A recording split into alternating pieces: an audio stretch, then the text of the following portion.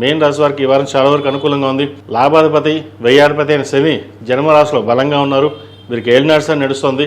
అయినప్పటికీ అష్టక వర్గులోను సర్వాష్టక వర్గులో శని చాలా వరకు బలంగా ఉన్నారు.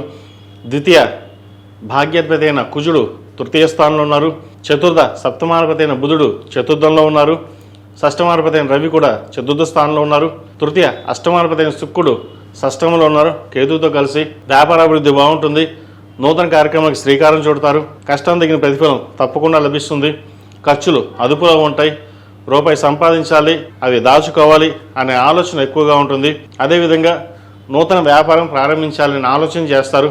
రియల్ ఎస్టేట్ రంగంలో ఉన్న వారికి, సాఫ్ట్వేర్ రంగంలో ఉన్న వారికి, కాస్మెటిక్స్, బ్యూటిషియన్, సినీ కళారంగంలో ఉన్న వారికి చాలా వరకు అనుకూలంగా ఉంది. నూతన వ్యాపారం ప్రారంభించేటప్పుడు వినాయకుడికి 101 రూపాయి ముడుపు కట్టి వినాయకుడు కొబ్బరికాయ కొట్టి ఆ పని ప్రారంభించండి. ఎటువంటి విఘ్నాలు లేకుండా చక్కగా అది పూర్తవుతుంది.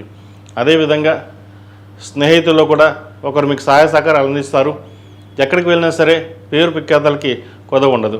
కష్టాన్ని తగిన ప్రతిఫలం ఈ వారం లభించిన సంతృప్తినిస్తుంది. ఈ రాశిలో మించిన విద్యార్థులు చదువు మీద శ్రద్ధ పెట్టడం చెప్పదగినది. వీరికి ఏలినాడు నడుస్తుంది. రాశ్యాధిపతి దశమాధిపతి అయిన గురువు పంచమ స్థానంలో బలంగా ఉంది. దూర ప్రాంత విద్య కావచ్చు, విదేశీ సంబంధించిన విషయాలు కావచ్చు, వీరు సానుకూలపడుతుంది.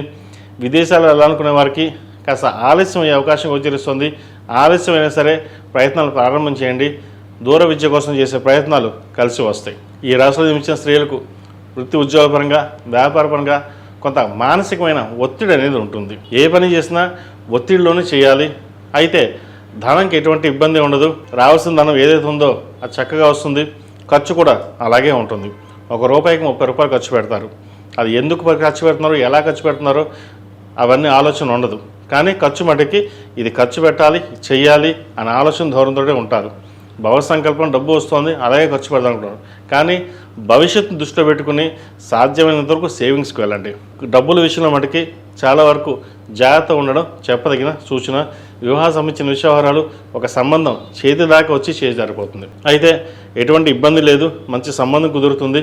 ప్రతిరోజు ప్రతినిత్యం అమ్మవారికి మొగలు పువ్వు కుంకుమ, కుబేరు కుంకుమతోటి చక్కగా అష్టోత్తరంతో పూజ చేయండి.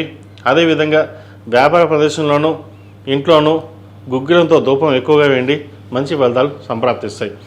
ఈ రాశిలో జన్మించిన వారికి కలిసి వచ్చే సంఖ్య 2, కలిసి వచ్చే రంగు డార్క్ గ్రీన్.